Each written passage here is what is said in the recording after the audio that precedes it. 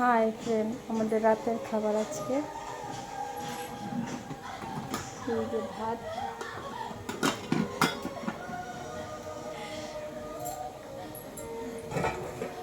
এটা চিংড়ি দিয়ে কচু দিয়ে রান্না করেছি,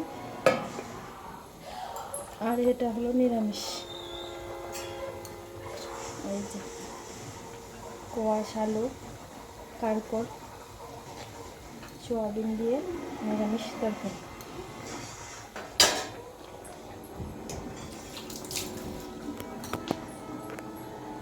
আমার ভিডিও কেমন লাগে লাইক কমেন্ট করে শেয়ার করে বলুন প্লিজ।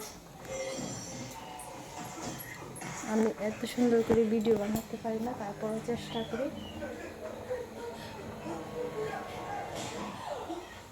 আমার রান্না করে এত সুন্দর না, তবুও চলে আমার জন্য। Tata, bye bye. এটাই আমার ভিডিও, আপনারা দেখুন, লাইক কমেন্ট করুন। টাটা।